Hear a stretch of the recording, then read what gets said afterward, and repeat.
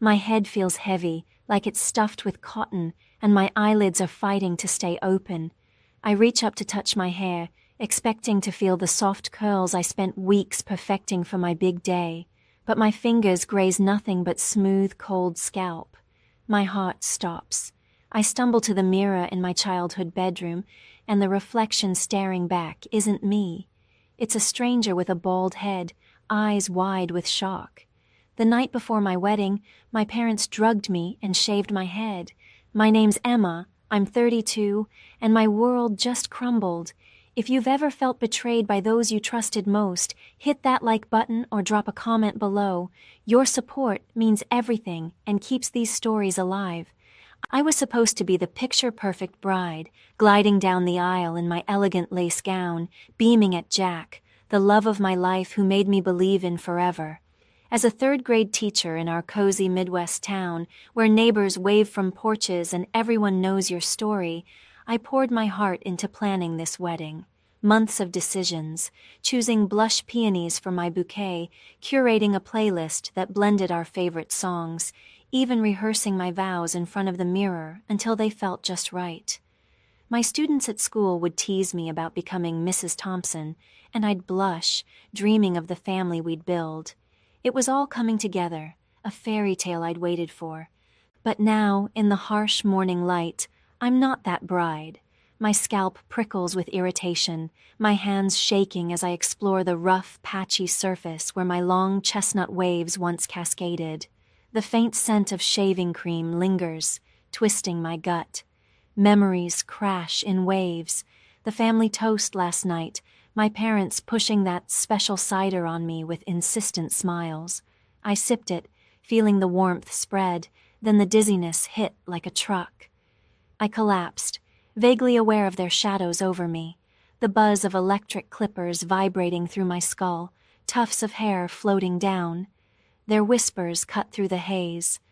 "This will make her see reason," Mom said softly. "She can't go through with it now," Dad agreed, his voice firm.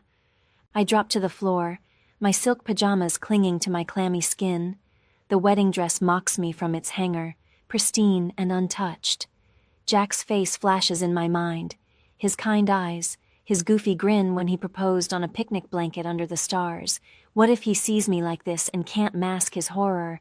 What if the guests at the church gasp or avert their eyes? I'd obsessed over every detail, even joking with Sophie, my best friend, about my red carpet hairdo. Now, I resemble a poorly executed prank, the kind where you laugh to hide the tears, like when Mom's attempt at highlights once turned my hair orange, and we called it my pumpkin phase. Tears blur my vision as I think about the build-up. How did it come to this? My parents, Linda and Tom, always seemed like the typical over-involved folks. Dad with his hardware store empire, preaching responsibility. Mom with her community bake sales, though her pies were legendary for being rock hard.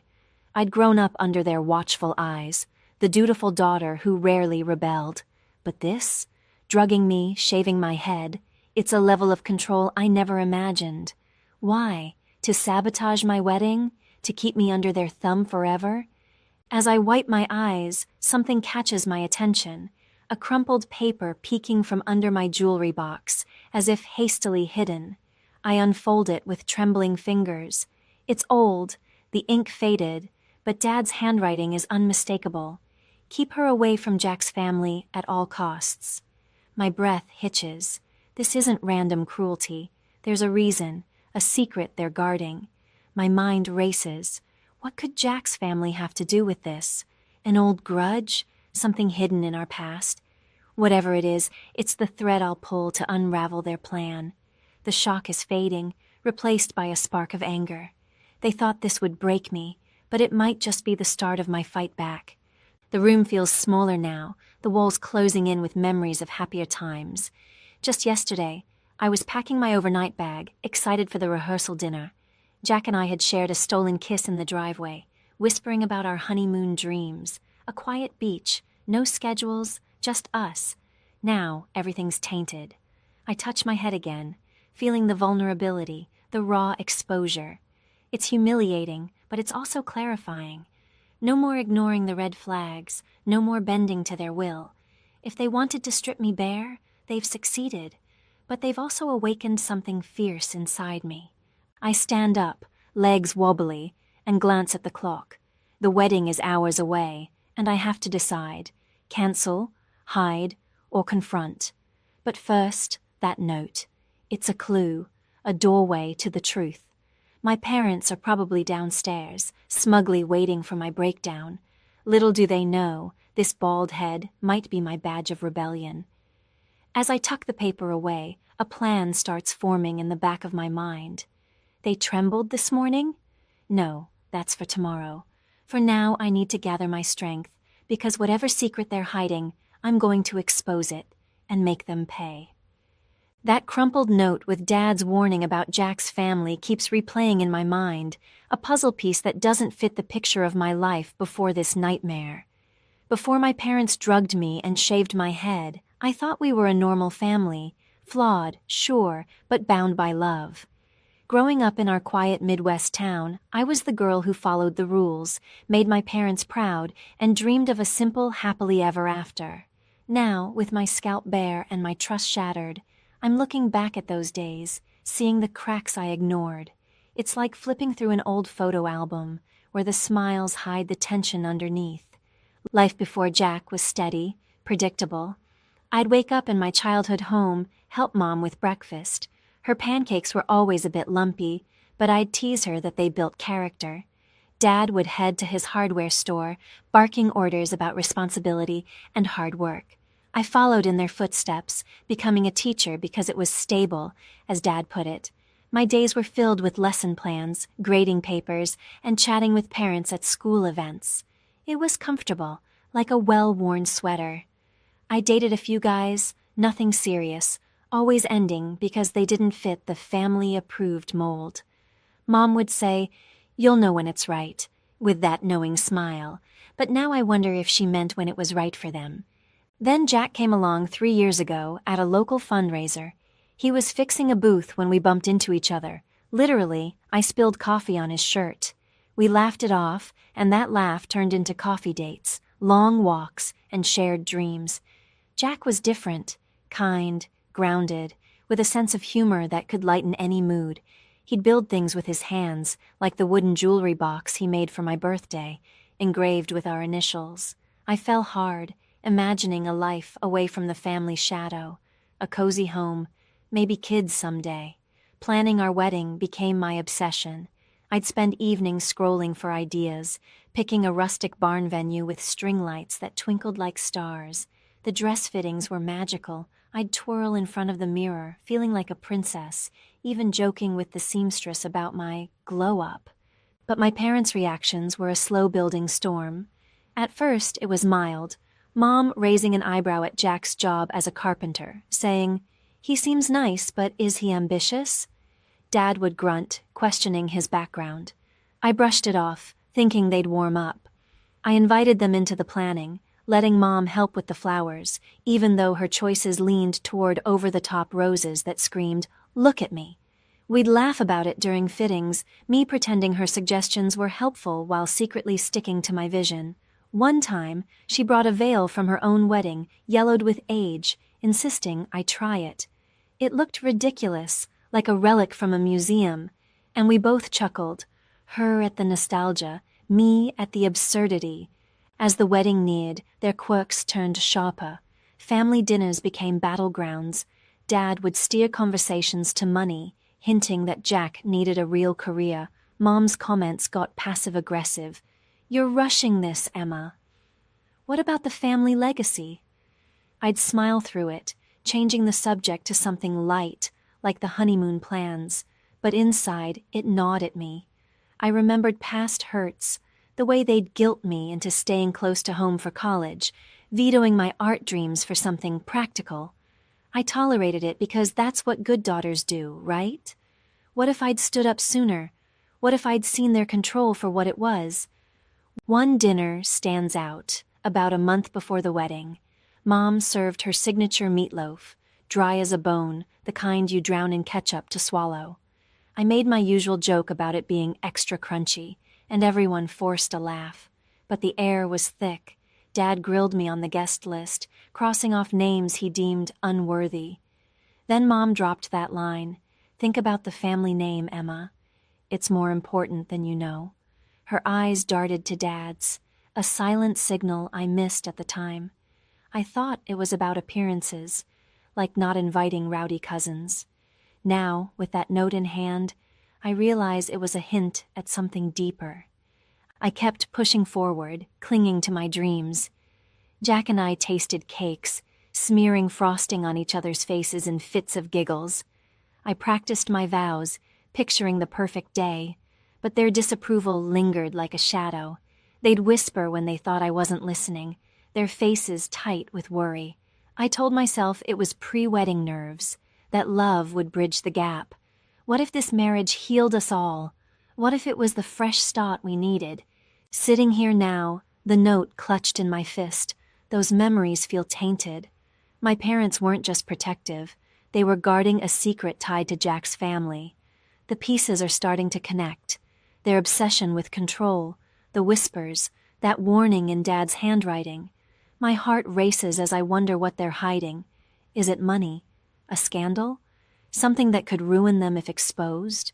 The betrayal burns hotter, but so does my curiosity. I need to dig deeper, because whatever it is, it's the reason they went this far, and it might be my weapon to turn the tables. The sting of that note, "Keep her away from Jack's family," sits heavy in my chest as I piece together the weeks before my parents' betrayal.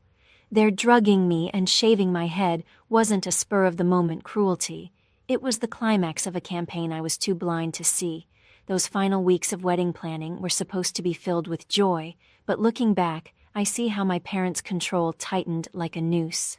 I was so caught up in my vision of the perfect day with Jack, our barn venue, our vows, our future, that I dismissed their jabs as stress. Now, with my scalp bare and my trust in tatters, I'm retracing every moment, every hint, and it's clear they were plotting something bigger than I ever imagined. Wedding planning consumed me. My days were split between teaching my third graders who'd giggle about my Prince Charming and racing home to finalize details. Jack and I had chosen a rustic barn just outside town, draped in fairy lights that made it feel like a dream. I obsessed over every choice. The lemon cake we picked after a frosting fight that left us laughing. The playlist blending Jack's love for classic rock with my soft spot for old-school country. I'd stay up late, scrolling through seating charts, imagining our families coming together, toasting our love. It was my escape, a chance to build something beautiful after years of bending to my parents' rules. But Mom and Dad were like storm clouds on the horizon. At first, their disapproval was subtle, like Mom's sighs when I showed her my dress, a simple lace gown I adored. "It's nice, Emma, but a bit plain, don't you think?" she'd say, pushing for something flashier, like her taste in overdone floral centerpieces. I'd laugh it off, joking that her style was straight out of a 90s prom catalog, all sequins and poof. Dad was less subtle. He'd corner me after work, questioning Jack's stability as a carpenter, as if his calloused hands and steady heart weren't enough. "You need someone with a future," he'd grunt, like his hardware store was a Fortune 500 company. I'd nod, change the subject, thinking they'd soften once they saw us together. As the wedding got closer, their tactics sharpened. About 3 weeks out, Dad pulled me aside at their house, his face hard as stone. "If you go through with this, don't expect our support," he said. Not just emotional support. He meant money, the funds they'd promised for the reception. It felt like a punch. I'd been counting on that help, scraping by on my teacher's salary, but worse was the message. "Marry Jack, and you're cut off." Mom just sat there, twisting her napkin, avoiding my eyes. I went home and cried to Jack, who held me and said we'd make it work. What if I'd caved then? What if I'd let their threats stop me? I pushed those thoughts down, clinging to the hope that love would win. Their behavior got weirder. At a family dinner a week before the wedding, I brought my finalized guest list, hoping to ease the tension. Mom served her infamous casserole, think cheese glue with a side of regret, and I teased her about needing a chisel to eat it. The table laughed, but the mood was off. Dad started grilling me about Jack's family, especially his uncle, a quiet accountant who'd moved back to town. "What's his story?" Dad asked, his voice too sharp. I shrugged, saying he seemed nice, harmless. Mom's fork froze, and she shot Dad a look that screamed trouble. Later, as I cleared dishes, I caught them whispering in the kitchen about keeping the past buried. My stomach twisted. What past? What were they so scared of? I tried to stay focused. I let Mom pick the tablecloths, even though her floral prints looked like they belonged in a retirement home lobby. I wore that gaudy necklace she insisted on, heavy as a chain and twice as ugly, joking to Sophie that it was my penance for being a modern bride. I told myself it was compromise, that families bicker but rally. I pictured my wedding day, me walking down the aisle, Jack's smile lighting up the barn, everyone cheering. What if this marriage could fix the tension, bring us closer? I was naive, holding on to a dream while they were plotting. Now, clutching that note in my childhood bedroom, the truth is sinking in. Their whispers, their threats, their obsession with Jack's uncle, it wasn't about wedding stress. They were terrified of something his family might know, something tied to that cryptic warning in Dad's handwriting. My mind spins with possibilities, an old scandal, a secret they thought was buried, the cider, the clippers, the betrayal. It was all to stop this wedding. My heart pounds as I realize I'm not just a victim here. That note is a lifeline, a clue to whatever they're hiding. I tuck it away, my anger growing. They thought they could break me, but they've just given me a reason to fight. The note in Dad's handwriting, "Keep her away from Jack's family," burns in my mind as I stand in my childhood bedroom, my scalp raw and my heart rawer. The fog of last night's betrayal is clearing, and the pieces of what my parents did are falling into place. They didn't just want to control my wedding, they wanted to destroy it. The special toast they pushed on me wasn't a gesture of love. It was a calculated move to drug me, shave my head, and crush my spirit. As the memories flood back, my shock turns to fury, and I'm starting to see this wasn't about me at all. It was about their fear, their secrets, and I'm determined to uncover what they're hiding. Last night felt like a dream at first. Mom had set the dining room table with her good china, the kind she only used for holidays, and insisted we have a family toast before the big day. She poured cider from an old glass pitcher, her smile tight as she handed me a glass. "To your future," she said, her voice oddly formal. I laughed, joking that she was finally getting mushy, picturing her dabbing tears at the ceremony. The cider tasted sharp, almost bitter, but I drank it to keep things light. Dad watched me closely, his eyes like steel traps. Within minutes, my head felt heavy, the room tilted, and I stumbled to my bedroom, thinking I'd just overdone it with wedding stress. I barely hit the bed before everything went dark. Through the haze, fragments come back like a bad movie. The cold hum of clippers against my scalp, the soft thud of my hair hitting the floor. Mom's voice, trembling but resolute. "This will stop her. She'll be too humiliated to go through with it." Dad's reply, low and final. "She can't marry into that family." It's the only way. My arms felt like lead, my body pinned by whatever they'd slipped into that drink. They thought I was out cold, but I heard enough. They weren't just sabotaging my wedding. They were protecting something tied to Jack's family, something worth betraying their own daughter to keep hidden. Now, staring at my reflection, I barely recognize myself. My scalp is a patchwork of stubble, red and irritated, like a bad sunburn. My long chestnut waves, gone. I'd spent weeks planning my updo, joking with Sophie about looking like a Hollywood starlet. Now I look like a prank victim, the kind of before picture in a makeover show gone wrong.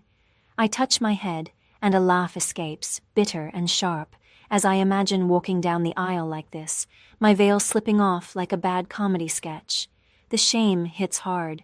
How am I supposed to face Jack, our guests, myself? What if they all see me as broken, pitiful? But the shame is burning into something else, anger. They thought this would stop me, make me cancel the wedding in embarrassment. Instead, it's waking me up. I've spent my life bending to their rules, skipping art school for teaching, staying close to home, swallowing their criticism. No more. That note I found under my jewelry box is proof there's a bigger game here. Why are they so scared of Jack's family? What could his uncle, that quiet accountant, possibly know to make them this desperate? My mind races with possibilities. A scandal, a crime, something that could unravel their perfect community image. I pace the room, my wedding dress still hanging on the closet door, a cruel reminder of the dream they tried to steal. I think of Jack, his steady hands, his promise to love me no matter what. What if I'd woken up too late to piece this together? What if I'd let their betrayal win? The thought makes my blood boil. They didn't just take my hair, they tried to take my future, my choice. I can still feel the weight of that cider glass in my hand, the way they smiled as I drank their poison. It's not just betrayal, it's a declaration of war. I sit on the bed, clutching the note tighter. The paper is old, creased, like it's been hidden for years. Keep her away from Jack's family at all costs. The words pulse in my head, a clue to their panic. I think back to their whispers at that dinner, their obsession with Jack's uncle, the way Mom's face paled when his name came up. This isn't about Jack not being good enough or their control freak tendencies. It's something deeper, something they're willing to destroy me to protect. My hands shake, not with fear now, but with purpose. I need answers, and I need them fast. The wedding is hours away. As I tuck the note into my pocket, another memory flickers. A locked box in Dad's study, one he always kept off limits. He'd brush it off as business papers, but now I wonder, could it hold the key to this secret? My heart pounds as I realize I'm not just a victim here. I'm a detective in my own story. They thought shaving my head would break me, but it's only sharpened my resolve. Downstairs, they're probably sipping coffee, smug, thinking they've won. They're about to learn how wrong they are. The weight of that note, keep her away from Jack's family, sits like a stone in my pocket as I stand in my childhood bedroom, my scalp bare and my spirit battered. The sting of my parents' betrayal, drugging me, shaving my head, cuts deeper than I thought possible. Hours after waking to this nightmare, I'm still reeling, but the morning light brings a new kind of pain. I'm supposed to be getting ready for my wedding to Jack, but instead, I'm locked in a battle with the people who raised me. As I face them, their lies pile up, pushing me to my lowest point yet. But somewhere in this darkness, a spark is flickering, and I'm not ready to give up. I force myself to leave my room, the wedding dress still hanging like a ghost behind me. Downstairs, Mom and Dad are in the kitchen, sipping coffee as if nothing happened. The normalcy of it, Mom stirring sugar into her mug, Dad reading the paper, makes my stomach churn. I clutch the note in my pocket, my bald head hidden under a scarf I grabbed from Mom's closet. It's a hideous paisley thing, something she'd wear to a church potluck, and I'd laugh at the irony if I weren't so angry. "Why?" I demand, my voice shaking but loud. Mom's cup freezes mid-air, and Dad's paper rustles as he looks up, his face a mask of fake concern. "It was for your own good, Emma," Mom says, her voice soft, like she's soothing a child. "You were rushing into this marriage. We had to make you see." Dad nods, folding his paper with deliberate calm. "Jack's not right for you. His family, their trouble. You'll thank us later." Their words are a slap, twisting the knife. They don't even mention the drugs, the clippers, the violation of stripping away my hair.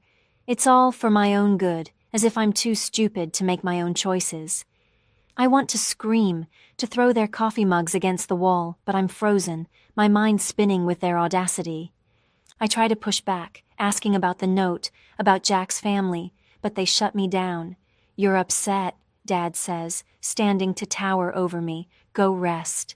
We'll handle the guests." Handle the guests? My blood runs cold. They're planning to cancel the wedding themselves, to tell everyone I'm unwell or having second thoughts. Mom reaches for my hand, but I yank it away, my scarf slipping slightly, exposing a patch of stubble. Her eyes flicker with guilt, but she says nothing. They're gaslighting me, rewriting the story to make themselves the heroes. I feel small, like the kid who never argued back, always nodding to keep the peace. Back in my room, they lock the door behind me. Actually lock it, the click echoing like a jail cell. I sink to the floor, tears burning my eyes. My phone's gone. They must have taken it last night. My dress taunts me from the closet, my dream of walking down the aisle crumbling. I picture Jack at the venue, waiting, wondering why I'm not there. What if he thinks I bailed? What if everyone believes their lies? My scalp itches under the scarf, a cruel reminder of their control. I think of happier times, family picnics, Mom teaching me to braid my hair, Dad cheering at my school plays. Those memories clash with this moment, making the betrayal cut deeper. They've taken my hair, my freedom, my day. I laugh bitterly, imagining myself at the altar, bold as a cue ball, the guests whispering like I'm some tragic figure in a soap opera. Sophie would probably try to make it funny, saying I'm rocking the avant-garde bride look, but even her humor can't fix this. I'm at rock bottom, trapped in my own home, my parents playing puppet masters. What if this is it? What if I'm stuck under their thumb forever, my life shrinking to fit their rules? The thought is suffocating, like being buried alive in their expectations. But then my phone buzzes faintly from under the bed, missed by their sweep. I scramble for it, heart pounding. It's Jack, texting. "You okay?" Rehearsal was perfect. Can't wait for tomorrow. His words are a lifeline, pulling me from the abyss.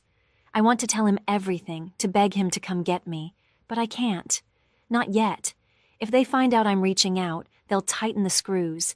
Instead, I send a quick reply. Just nervous. Love you. My fingers hover over the screen, and that spark of anger from earlier flares brighter. They thought they could break me, but this phone, this connection to Jack, is my first weapon. I tuck the phone away, my mind racing. That locked box in Dad's study, the one he always kept off limits, flashes in my thoughts. The note mentioned Jack's family, and I'm betting there's more in that box, something tying their secret to this madness. My parents are downstairs, probably plotting their next move, thinking I'm too defeated to fight. They're wrong. This lock on my door, this bald head, this stolen moment, they're not the end. They're the beginning. I wipe my tears, my resolve hardening. I'm not just getting out of this room, I'm getting answers, and I'm going to make them regret ever underestimating me. Locked in my childhood bedroom, my scalp bare and my heart raw from my parents' betrayal, I clutch my phone, Jack's text glowing like a beacon in the dark. That faint buzz under the bed was a lifeline, a reminder I'm not as powerless as Mom and Dad think. They're gaslighting downstairs, claiming they shaved my head for my own good. Still burns, but that note in Dad's handwriting, warning to keep me from Jack's family, is the key to their fear. As the wedding clock ticks closer, I'm done being their victim. A spark of hope ignites, and I'm starting to see a way to turn their cruelty against them. If you're rooting for me to fight back, hit that subscribe button, give this a thumbs up, or drop a comment. Your support means the world and keeps these stories coming. I sit on the floor, the locked door a reminder of their control, but my mind is racing. That note wasn't just a random scribble. It's proof of a secret they're desperate to hide. I think back to their whispers at that tense family dinner, Mom's pale face when Jack's uncle was mentioned. His uncle, a quiet accountant who moved back to town, seems harmless, but they're terrified of him. Why? My gut tells me it's tied to that locked box in Dad's study, the one he always brushed off as business papers. I've never dared snoop before. Good daughters don't. But good daughters don't get drugged and shaved either. I crawl to the window, checking for a way out. The lock is old, rusted, but it might give if I pry it. My heart pounds as I imagine sneaking to Dad's study, cracking open that box. What if it holds the truth about their panic? What if it's the weapon I need? My fingers brush my scalp, the stubble a cruel reminder of their lengths to stop this wedding. I laugh softly, picturing Mom's face if she knew I was plotting, like one of those cozy mystery heroines she loves on TV, only I'm not chasing a killer but my own justice. The phone buzzes again, another text from Jack. Miss you at the venue. Everything okay? My chest tightens. I want to spill everything, but I can't risk them finding my phone. Instead, I type, just last-minute jitters. See you soon? It's a lie, but it buys me time. I need allies, someone who can help me dig without tipping off Mom and Dad. Sophie, my best friend, pops into my mind. She's nosy in the best way, always sniffing out gossip like a bloodhound. She'd believe me, no question, and she's got a knack for getting answers. Plus, there's my old college friend Lisa, now a lawyer in town. She's sharp, discreet, and owes me a favor from when I covered her rent years ago. The spark grows brighter as a plan forms. If I can get to that box, find proof of their secret, I could expose them. Maybe not today, but at the wedding, where everyone will see. The thought of their smug faces crumbling in front of our whole town sends a thrill through me. But first, I need to get out of this room. I grab a bobby pin from my dresser, a trick I learned from too many late-night crime shows. The door lock is old, like everything in this house, and after a few shaky tries, it clicks open. My breath catches. Freedom, one small step. I creep downstairs, avoiding the creaky floorboards I memorized as a kid sneaking cookies. Mom and Dad are in the living room, their voices low, probably planning how to spin their Emma's unwell story to the guests. I slip into Dad's study, my heart hammering. The box is there, under his desk, a small metal thing with a padlock. No time to crack it now. I need to get out and get help. I grab a paperclip to mark my place, a promise to return. As I sneak back upstairs, I text Sophie. Emergency. Meet me at the park in 30. Don't tell anyone. She replies instantly with a thumbs up, no questions asked. That's Sophie. Ride or die. Back in my room, I relock the door to cover my tracks, my mind buzzing with what I've learned. That box, those whispers, the note, it's all connected to Jack's uncle.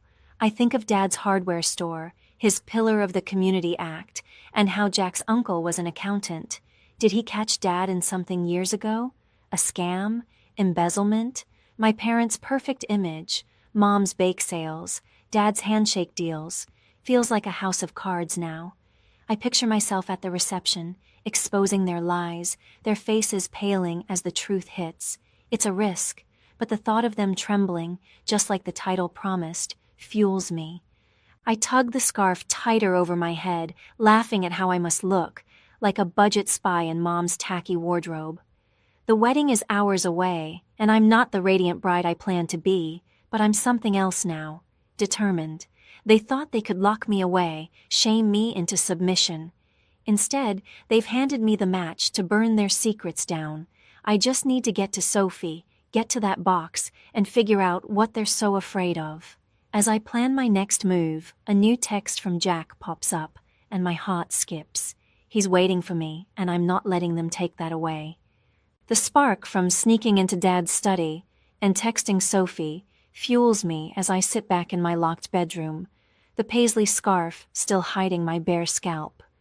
My parents think they've won, drugging me, shaving my head, locking me away to stop my wedding to Jack. But that note about keeping me from his family is my secret weapon. I'm no longer the obedient daughter who swallowed their control. With the wedding hours away, I'm building a plan to turn their betrayal against them, and it starts with allies and that locked box in Dad's study. Their smug faces are about to crack, and I'm ready to make them tremble. I clutch my phone, rereading Sophie's thumbs-up reply. She's meeting me at the park soon, no questions asked, which is why she's my ride or die. But I need more than her loyalty. I need strategy. Lisa, my lawyer friend from college, is my next call. She's got a sharp mind and a knack for digging up dirt, plus she owes me for that time I bailed her out of a rent jam. I send her a quick text. Need legal advice. Urgent. Can we talk? She responds within minutes. Call me in 10. My heart races. This is real now. I'm not just escaping. I'm building a trap. The plan takes shape in my mind. Get to that locked box, find proof of whatever secret they're hiding, and expose them at the wedding reception. Publicly, where their perfect community image, Dad's hardware store empire, Mom's bake sale queen act, will shatter. I picture the guests' gasps, the whispers spreading through our small town like wildfire. It's risky, but the thought of their faces when the truth drops is worth it. I laugh softly, imagining Mom's reaction, like she's bitten into one of her own rock-hard cookies and found a truth she can't swallow. But first, I need to play along. If Mom and Dad suspect I'm fighting back, they'll tighten their grip. I unlock the door again with the bobby pin, my hands steadier now, and creep downstairs to make them think I'm broken. In the kitchen, they're still plotting, Mom muttering about calling the venue to postpone. I put on my best defeated face, scarf slipping just enough to show my scalp. I don't know what to do, I say, voice small. Mom's eyes soften with fake pity, and Dad nods, satisfied. We'll take care of it, he says like he's doing me a favor. I nod, biting back my rage, and shuffle back upstairs. They think I'm done, but I'm just getting started. Back in my room, I call Lisa. She picks up, her voice all business. I spill everything, the drugs, the clippers, the note. She's quiet for a moment, then says, "Sounds like they're hiding something big, maybe financial. I'll dig into public records on your dad's business," and Jack's uncle, her confidence steadies me. She promises to meet me and Sophie at the park, bringing her laptop and some legal know-how. I feel a rush. This is a team now. Sophie's the heart, Lisa's the brains, and I'm the fire. Next, I text Jack, careful not to tip my hand. "Feeling rough, but I'll be there," I write, keeping it vague. He replies with a heart emoji and, "Can't wait to marry you." My chest aches. He deserves the truth, but not yet. If I tell him now, he might confront my parents, and I need them unsuspecting. I picture him at the venue, setting up chairs, clueless about the storm I'm brewing. What if this plan fails? What if they outmaneuver me? I push the doubts away, focusing on the box in Dad's study. It's got to hold answers. Documents, maybe proof of whatever ties their fear to Jack's uncle. I sneak downstairs again, heart pounding, while they're distracted on a call with the caterer, spinning their "Emma's unwell" lie. The study is dark, the locked box still under Dad's desk. I don't have time to crack it now, but I notice something new, a folder tucked behind it, labeled "Old Accounts." My fingers itch to grab it, but I hear footsteps and bolt back upstairs, barely relocking my door before Mom knocks. "You okay, honey?" she calls, voice dripping with false concern. "Fine," I mumble, loud enough to keep her off my back. My mind's on that folder. Could it be the key? As I wait for the park meetup, I test the window again. The rusty lock gives with a tug, and I can climb to the porch roof, then down to the yard. It's a risk, but I'm out of options. I stuff my phone in my pocket, wrap the scarf tighter, and laugh at how I must look, like a low-budget cat burglar in Mom's tacky accessories. The humor keeps me grounded. If I can get to Sophie and Lisa, we can crack this secret wide open. My parents think they've caged me, but they've just lit a fuse. That box, that folder, Jack's uncle, they're all pieces of a puzzle I'm about to solve, and when I do, the wedding will be more than a celebration. It'll be their reckoning. With Lisa's promise to dig into records and Sophie's thumbs up for the park meetup, I'm no longer trapped in my locked bedroom. The plan is in motion.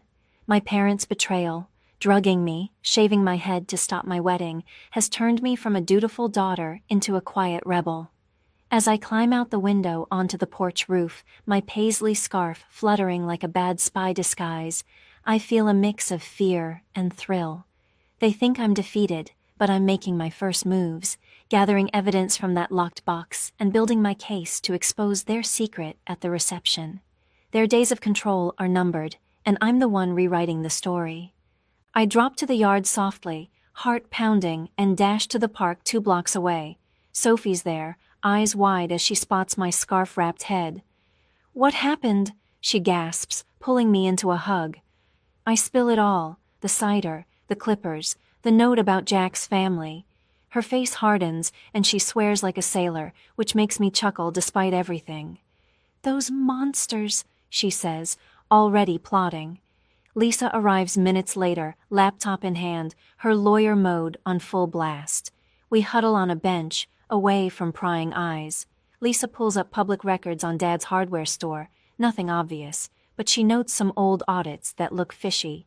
"I'll cross-reference with Jack's uncle's firm," she says. "He was an accountant there years ago." The pieces click. Jack's uncle worked at the company where Dad had his first job before opening the store. Maybe he caught Dad in something shady, embezzlement, fraud. The note makes sense now. They're terrified the wedding will bring families together, risking exposure. Sophie nods, fierce. We need hard proof. I tell them about the locked box and that old accounts folder in Dad's study. Lisa grins. That's our target. I'll draft a quick plan, copy everything, don't take originals.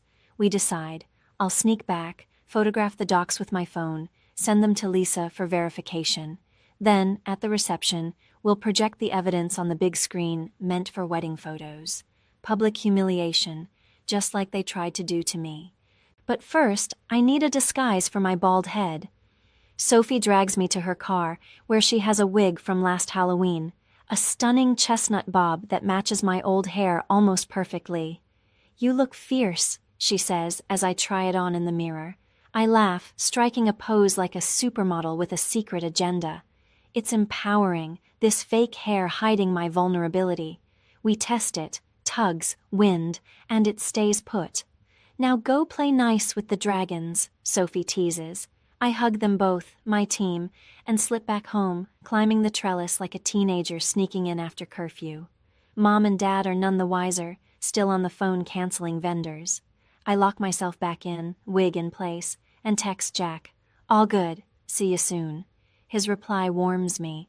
He's clueless, but that keeps him safe. That afternoon, I make my next quiet move. Mom knocks, unlocking the door with a tray of tea, her face all fake concern. Feeling better? She asks. I nod, scarf off, wig on, pretending defeat. Maybe you're right about Jack, I mumble, watching her relax. Dad joins, nodding approval. We'll reschedule or cancel, he says, but I counter softly. Let me think. I'll go to the venue, talk to Jack. They exchange glances, then agree, thinking I'll back out. Perfect. As they pat themselves on the back downstairs, I sneak to Dad's study again. The box is locked, but the folder's there. I flip it open, phone camera ready. Inside, old ledgers, receipts, and a memo from Jack's uncle's firm about discrepancies in Dad's accounts. My breath catches. Proof of embezzlement years ago. Dad skimmed funds, framed someone else, and Jack's uncle suspected but couldn't prove it. Until now. I snap photos of every page, my hands steady despite the rush. What if they catch me? What if the plan flops and they disown me for good? I push the doubts away. This is justice. As I tuck the folder back, footsteps approach. I dive under the desk, heart slamming. Dad enters, grabs a pen, and leaves without noticing. Close call. I exhale, slipping upstairs. I send the pics to Lisa. Goldmine.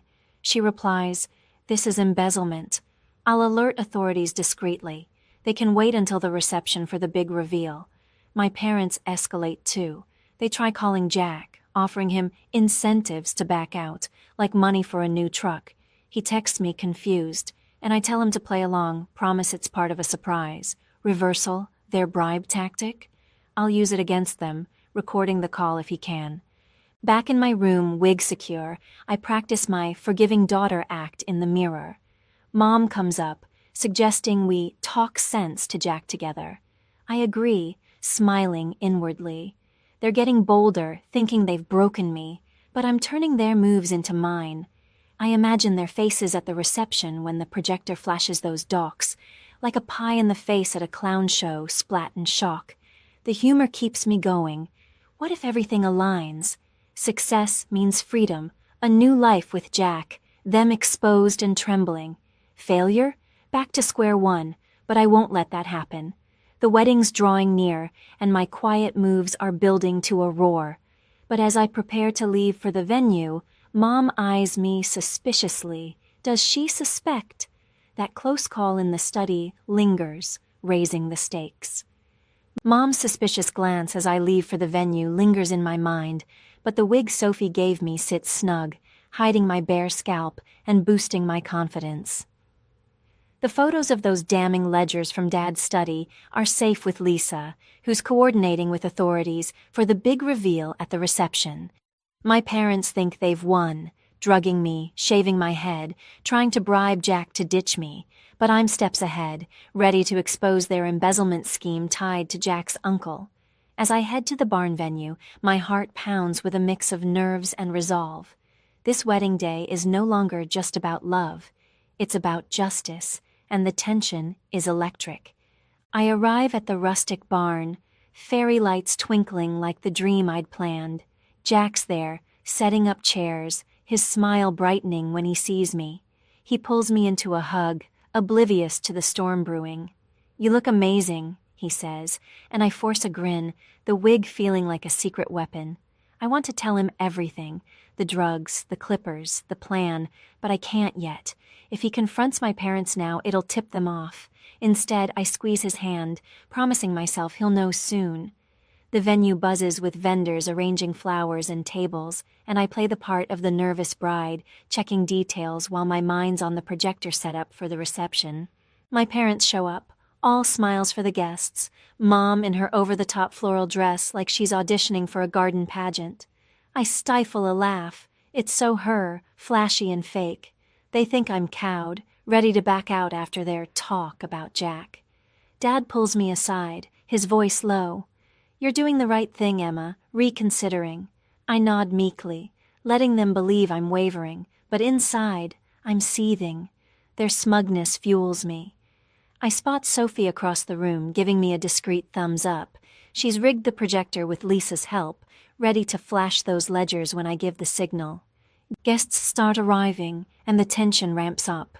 My third grader's parents wave, clueless about the drama, while Jack's family, including his uncle, mingle near the bar. I notice Mom's eyes dart to the uncle, her face tightening. She's nervous, and it's delicious. I mingle too, the wig secure, but a nosy aunt comments, "Bold haircut under there, Emma?" I laugh it off, saying I wanted a fresh look, but my stomach flips. What if the wig slips? What if someone guesses? The ceremony's approaching, and I'm walking a tightrope between bride and avenger. As I slip into the bridal suite to change, Sophie joins me, checking the wig like a pit crew. "You're a badass," she whispers, and I chuckle, imagining myself as a secret agent in a rom-com. The dress fits perfectly, the lace hugging my frame, but under the wig, my scalp itches, a reminder of their cruelty. I practice my vows in the mirror, and they take on new meaning. For better or worse, feels like a promise to myself to fight back. Lisa texts, "Cops are on standby, we'll move at reception signal." My pulse races. This is real. The evidence is ready, the stage set. What if it backfires? What if they talk their way out? I push the doubts down, focusing on the endgame. The ceremony starts, and I walk down the aisle, Jack's eyes locked on mine. The wig holds, but I feel exposed, my baldness a secret only I carry. Guests smile, unaware of the bomb I'm about to drop. My parents sit in the front row, Dad's face smug, Mom's hands twisting her purse. They think they've controlled the narrative that I'll crumble or cancel. But as I reach Jack and take his hands, my vows carry a hidden fire. I'm promising love, yes, but also justice. The officiant speaks, and I steal glances at the crowd. Jack's uncle, calm and unassuming, the key to their fear. We exchange rings, and the guests clap, but the real show's coming. As we walk back down the aisle, Jack whispers, "You okay?" "You seem tense." I squeeze his arm, promising to explain later. The reception looms, and my heart's in my throat. Sophie's at the projector, Lisa's ready with the authorities. My parents mingle, oblivious, their confidence a ticking time bomb. I imagine the ledgers flashing on screen, their faces paling as the truth hits. A guest bumps me, joking, "Hope that wig's glued on for dancing." I laugh, but it's a reminder of the stakes. One slip, and my cover's blown. As we head to the reception barn, the tension peaks. The projector's ready, the cops are nearby, and I'm balancing the bride's glow with a warrior's edge. My parents think they've won, but they're about to face the music. I catch Mom's eye, her smile faltering as I hold her gaze a second too long. Does she sense it? The spark from this morning is now a flame, and I'm ready to light it. The reception's about to start, and with one signal, I'll turn their world upside down. The reception hall glows with fairy lights, the clink of champagne glasses and laughter filling the air as I stand with Jack. My chestnut wig secure, but my heart racing like a runaway train. My parents' betrayal, drugging me, shaving my head to stop this wedding, sits heavy, but the photos of Dad's embezzlement ledgers, now with Lisa and synced to the projector, are my ace. Mom and Dad mingle, their smug smiles betraying no hint they suspect the storm coming. They think they've won, that I'm too broken to fight back. But as Sophie hovers near the projector, ready with the remote, and Lisa signals the cops are on standby outside, I'm poised to flip the script. The tension from the ceremony is about to explode into justice, and I'm ready to make them tremble. The band plays our first dance song, a soft country tune, and Jack pulls me close, twirling me across the floor. Guests cheer, petals from the ceremony still caught in my veil.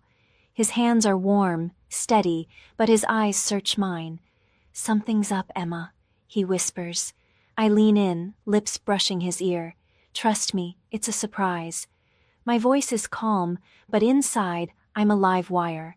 Every laugh, every clink of glass, every glance from Mom's narrowing eyes feels like a countdown.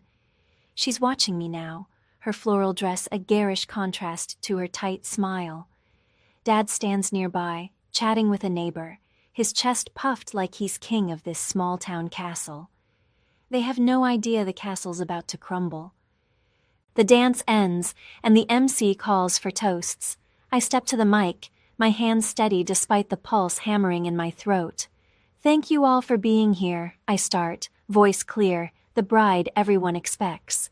Guests raise their glasses, smiling, but I catch Sophie's nod from the back. She's ready. Lisa's near the door, her phone out, signaling the cops to move closer. My parents sit at their table, Mom dabbing her eyes like she's emotional, Dad nodding approval. They think I'm about to gush about love, or maybe announce a delay. I pause, letting the room settle, then say, "Before we celebrate, I have a special presentation, a family story." The crowd murmurs, intrigued. Mom's smile falters, just for a second. I nod to Sophie, and the projector hums to life behind me. The screen, meant for cute slides of Jack and me, flickers. Then, bam, there it is. A scanned ledger page, numbers glaring, showing Dad's name tied to missing funds from his old job. Gasps ripple through the room. I keep my voice steady. Some of you know my dad as the hardware store hero, but there's more to the story. Another slide, Jack's uncle's memo, detailing discrepancies Dad covered up, framing an innocent co-worker. The crowd shifts, whispers growing louder. Dad's face goes white, his fork clattering to the plate. Mom grips his arm, her eyes darting to the exits. I push forward, my tone calm but cutting. Years ago, my parents stole money, lied, and ruined a man's life to save themselves. They thought this wedding would expose them, so they tried to stop it. I pause, letting the words sink in. They drugged me last night, shaved my head to shame me into canceling. I pull off the wig, revealing my stubbled scalp. The room erupts, shocked gasps, murmurs of disbelief. My aunt, the one who joked about my bold haircut, chokes on her wine. Sophie stifles a laugh, and I can't help but grin. Her pie-in-the-face moment is here, and it's better than I imagined. Dad stands shouting, "This is nonsense!" But his voice cracks, and the crowd's not buying it. Mom's frozen, her perfect facade shattered. Jack's uncle steps forward, his quiet voice cutting through. "I knew the truth back then, Tom." You framed my friend Guest's turn, staring, as the final slide shows a bank statement. Dad's secret account, bloated with stolen funds. The karmic irony hits. They stripped my dignity to protect their lies, and now their reputation is dust. Lisa signals from the door, and 2 officers step inside, badges glinting. "Thomas and Linda Carter," one says. "You're under arrest for embezzlement and assault." The whole is chaos, guests whispering, some snapping photos, others glaring at my parents. Dad's toupee slips in the scuffle, a ridiculous flop of hair that has Sophie snorting and me biting back a laugh. It's perfect slapstick amid their downfall. Mom's pleading now. Emma, we were protecting you. But it's hollow, and the crowd knows it. Jack grabs my hand, his shock turning to pride as he whispers, "You're incredible." I squeeze back, my heart soaring. This is the catharsis I needed, the public shaming they earned. As the cops lead them out, hands cuffed, the guests part like a sea, their faces a mix of shock and disgust. My parents' heads are bowed, trembling just as I'd hoped. The plan worked. The ledgers, the memo, the arrest, all timed for maximum impact. I stand tall, wig in hand, no longer hiding. The room feels lighter, like I've shed their control with my hair. But as the officers disappear with Mom and Dad, a stray comment from Jack's uncle catches my ear. "There's more they hid, Emma. We need to talk." My pulse spikes again. What else could there be? The victory's sweet, but that hint of another secret keeps the fire burning. The reception hall falls into a stunned hush as the cops lead my parents away in cuffs, Dad's toupee dangling like a defeated flag, and Mom's pleas echoing off the fairy lights.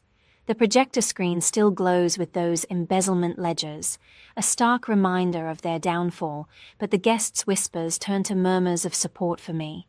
Jack's arm around my waist feels like an anchor, his shock melting into fierce pride as he whispers, "You did it, Emma. You're a force." My bald head, exposed without the wig, no longer feels like shame. It's a badge of survival, the contrast from victim to victor hitting me like a wave. They thought they'd break me, but now they're the ones trembling, their empire of lies crumbling in front of everyone we know. Jack pulls me aside as the band awkwardly restarts, guests resuming their chatter with sidelong glances at the door where Mom and Dad vanished. "Tell me everything," he says, his eyes searching mine. I spill it, the drugged cider, the clippers in the night, the note that started it all, the sneaky photos from Dad's study. His face darkens with anger, but then he hugs me tight. "I'm so sorry, but damn, you're tough." We laugh a little, the tension breaking like a storm cloud, and I joke about how my cue ball looks saved on hair products for the honeymoon. Sophie joins us, clapping me on the back. "That toupee flop? Comedy gold." Her grin reminds me I'm not alone. My allies turned the tide. Lisa approaches with the cops' confirmation. Arrests for embezzlement, assault, and fraud, thanks to the evidence chain from Jack's uncle's old memo. "They'll face trial," she says, "and restitution to victims." The uncle nods nearby, pulling me into a side hug. "Your dad framed my colleague back then, ruined his life. This closes the circle." His words sting, revealing how deep their greed ran, but it empowers me too. I think of the contrast. Me, once locked in my room, now free. Them, once community pillars, now pariahs. Guests start approaching. My aunt, teary-eyed, apologizing for not seeing the signs. School parents praising my courage. The hall shifts from shock to solidarity, toasts turning to me, to Emma, the real hero. As the night winds down, Jack and I slip away for our honeymoon drive, the barn fading in the rear view. My parents' house feels like a distant memory, their calls going unanswered, begging forgiveness in voicemails I delete. "We did it for the family," Mom sobs, "but it's too late." Dad's store? Frozen pending investigation, his empire a joke now. The reversal is complete, from my rock bottom of bald terror to this high of justice. I run my hand over my stubbled scalp in the car mirror, smiling. It's growing back, stronger, like me. Jack glances over. "Bald or not, you're stunning." We laugh, planning our new life, a fresh start without their shadow. Weeks blur into months, my hair sprouting in soft curls, a symbol of renewal. Jack and I settle into a cozy rental, his carpentry projects filling our home with warmth. I return to teaching, my students wide-eyed at my warrior story, turning it into art projects that make me chuckle. Sophie visits often. Lisa handles the legal loose ends, ensuring my parents' assets pay back victims, including a surprise inheritance for me, untainted. No contact with Mom and Dad. They're out on bail, but facing years, their social circle vanished. The town buzzes with the scandal, but I'm the survivor, not the villain. One evening, Jack's uncle drops by with files, more hidden truths, like how Dad's fraud started small but snowballed, nearly bankrupting families. It ties up loose ends, confirming their fear of the wedding reunion. I close the folder, a final nail. The emotional wrap hits, from fear and vulnerability to hope and strength. My parents, once towering, are now footnotes, disgraced, alone, their pleas ignored. I stand taller, the quiet one who roared back.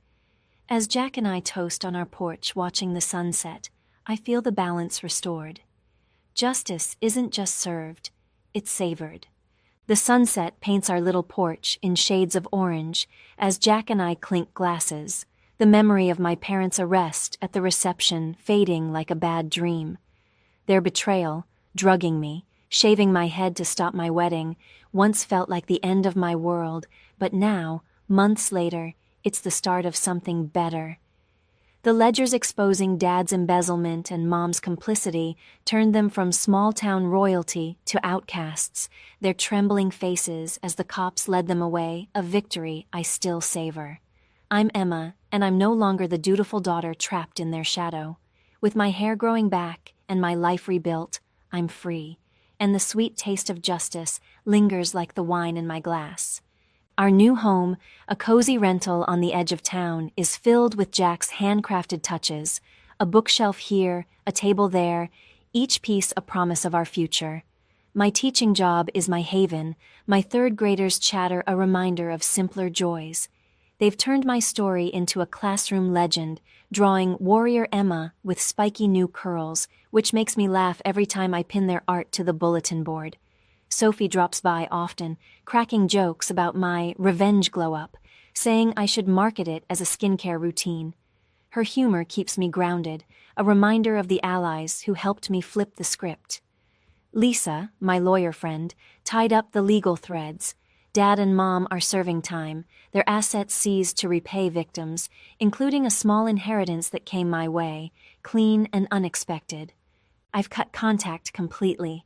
Their voicemails, Mom's tearful apologies, Dad's gruff demands for forgiveness, go straight to the trash.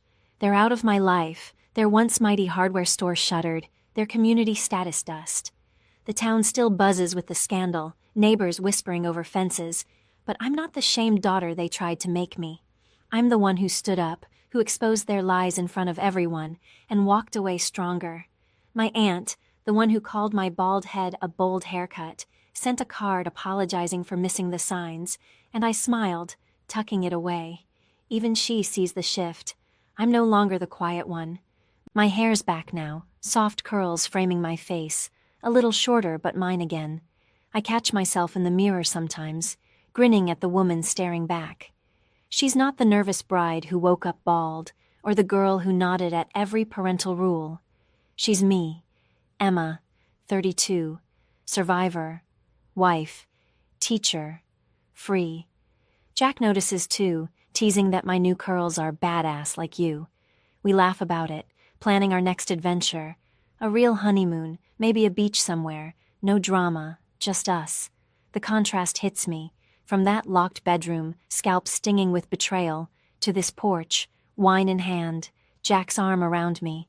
It's the life I dreamed of, minus their chains. Jack's uncle stops by one last time, bringing closure. He shares the final piece. Dad's fraud wasn't just greed. It was a desperate grab to keep up appearances after bad investments, dragging Mom into the mess. They framed his colleague to cover it, thinking the wedding would bring it all back. You ended their lie, he says, and I nod, closing that chapter. The moral is simple, like something my students would scribble in a story. Never underestimate the quiet ones. Karma always finds a way. It's not profound, but it's true, and it sits right with me. As we finish our wine, Jack pulls me close, the crickets humming in the evening air, the barn venue, the projector, the gasps of the crowd. They're memories now, sweet with justice. My parents are gone, not just from my life, but from the pedestal they built. I'm thriving, my classroom alive with laughter, my home warm with love, the guests' cheers at the wedding, The moment I tossed that wig and stood tall, echo in my heart. I'm not just a bride or a victim. I'm Emma, rebuilt, unstoppable. And as the stars come out, I know this is my aftertaste. Peace, love, and the certainty that goodness, in the end, wins.